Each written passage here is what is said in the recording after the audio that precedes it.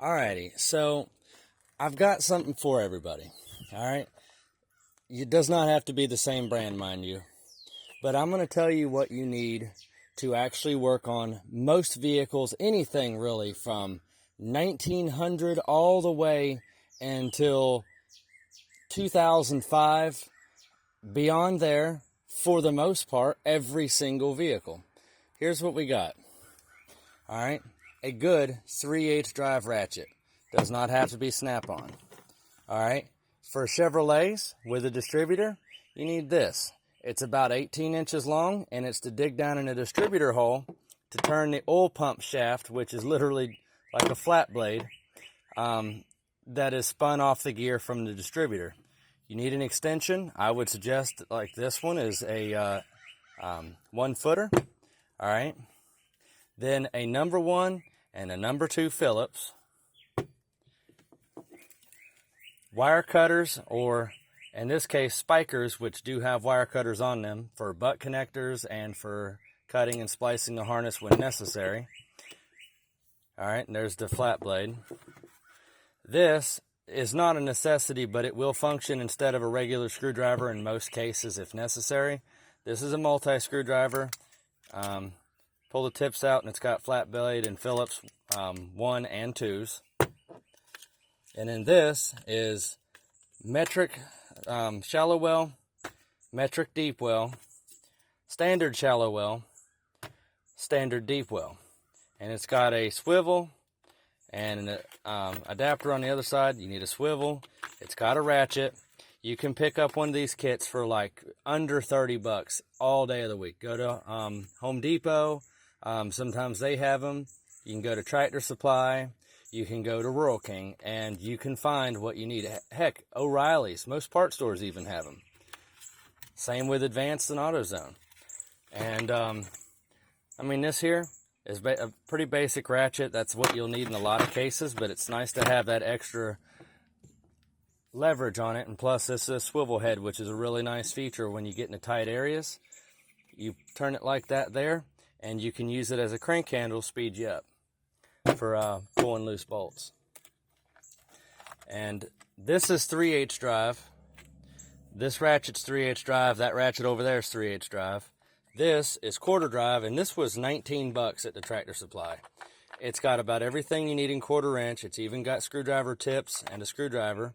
It's got an extension, and it's got a ratchet. Alright, most of the vehicles on this truck here, which is my 99 Yukon, including this Harley here, but this truck, everything on the brakes, all metric, between 15 and 18. As for the engine, it's half metric, half standard, but it's between 9/16 and I believe 19 millimeters, the biggest thing on that engine. Same with the transmission to R&R, not to rebuild, but to remove and replace. Same for the transfer case. The rear end back here, it's got 3/4 lug nuts on it all the way around. The rear end has 14 bolts, which are, I don't remember off the top of my head, but I believe they are also 9/16 or 14. But the brakes are either Allen key in most cases, or they are around 14 millimeter on this truck in particular. There are some vehicles that have Torx, but if you notice here, this has Phillips flat blade. It has Torx and Allen key. Now the difference between Allen key is this. This is hex.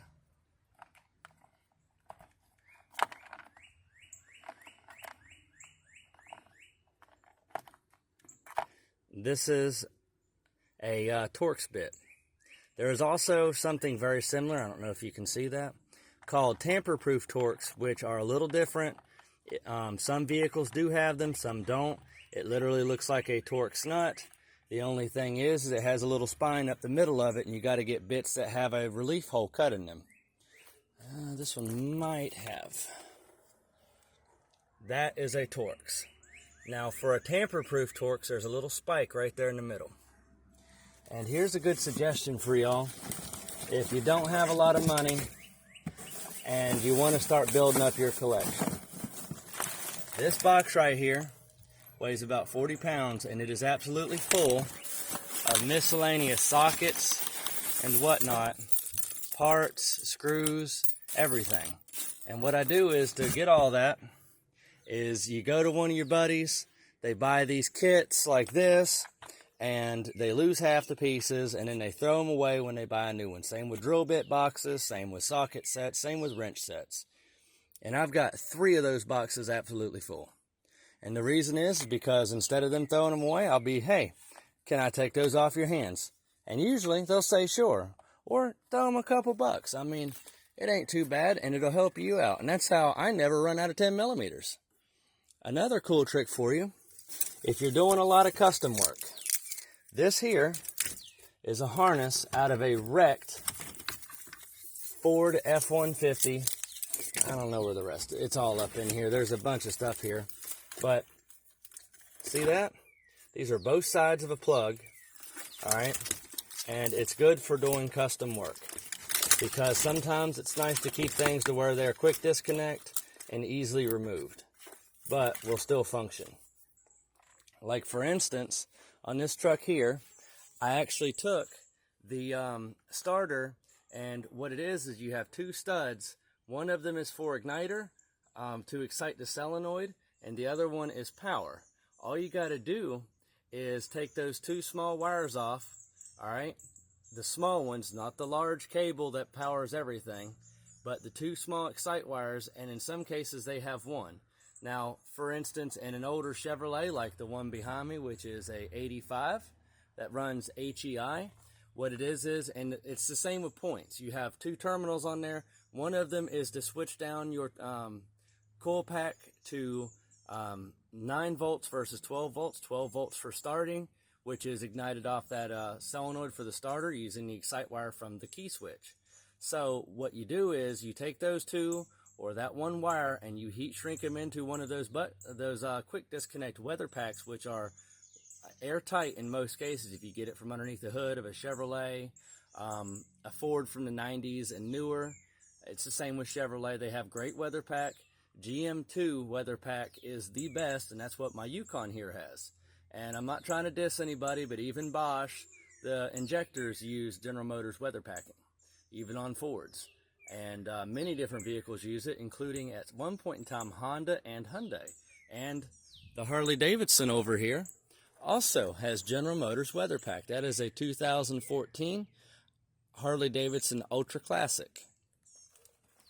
Now, the reason I'm telling you this is because some people have to drop their starters, and it's so much easier just disconnect 2 wires, because you're not over your face and digging at it for 20 minutes trying to get them little terminals off without breaking them, and in half the time they do, and it's a real struggle.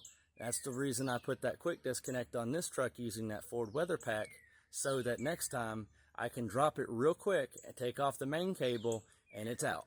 And all I got to do is put that weather pack connector onto the other starter, and I'm good to go. And what I did for this one, because I do not have a coil voltage dropout that's controlled by the exciter, this one is computer controlled using OBD2, which is, I don't remember what the acronym stood for, but it's basically a very organized system for the most part, and anything newer than 96, 97 is going to have it.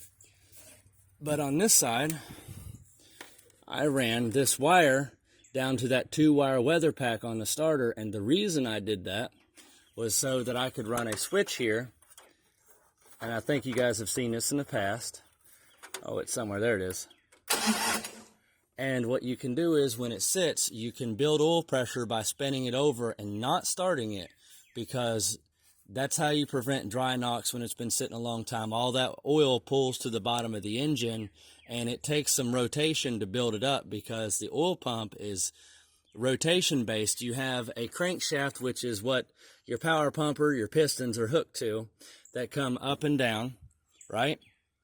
And that runs what is called a timing chain to the crankshaft, which has push rods that come up and I can't reach, underneath these valve covers that rock back and forth to open and close the valve at the top of the head. Now, that's not always the case. Some of them have cams up top. This one has it in the middle of the block. But off the middle of the block, and this is a small block Chevy, that camshaft goes back and it has a gear on the end of it that has the distributor that also has a gear that meshes with it. And then below the distributor, it spools the oil pump, which is at the bottom of the engine, and it's got to push it all the way through the filter, all the way up through the engine. It takes a second. So to prevent damage, you can do that. It's not a necessity every day, but if your vehicle sits for 4 and 5 days, weeks on end, months on end, just spool it up before you get in it and start it. And I'm going to show you guys what I did under the truck with the starter so you understand what I'm saying in better detail. Alrighty, we are on the underside of my truck. This is the transmission belt. Actually, no, that's the engine oil pan. And this is where the oil is stored all the way down here, which is also what holds the pump inside of there. But if you look here, this starter's in a terrible location. It's not as bad as some, that I promise you. But this is what I was referring to about the Ford Weather Pack. This here, if I can remember how to do it, might help. Oh, there it is. I ain't never done this underneath the truck one-handed holding a camera. Well, anyway, it's got this little tab right here. You push down and there we go. It pulls apart and it's got a seal up in here, which makes sure it's waterproof. And if you disconnect this, it is a great way for anti-theft. You can't start this truck without this wire. It will not turn the starter over. I'll actually show you here in a minute. I left it disconnected. This is a ground cable, and if you have a Chevrolet, you need to have that connected. If you don't, it will not run right. It will do everything in its power just to mess up your day. But this is why I did this. Up top here, let me get you up in here in a good spot. That is where everything's connected on the solenoid. And as you can see, that's in a terrible location. But that's why I did what I did, so that it is much easier to replace and it doesn't take as long. Alright, I'm going to show you on the top side here in a second about how it will not start. 2, 0, capture, stop recording, pause. Alrighty, I'm back up on the top side. Forgive the mess in here. I've been doing a lot of work to this thing, so I got tools and junk laying everywhere. Oh, where are these keys? There it is. Alright, this is the key to the truck. I reach over, put it in the ignition. You can tell it came on. Nothing. Absolutely nothing. There is nothing you can do to get this truck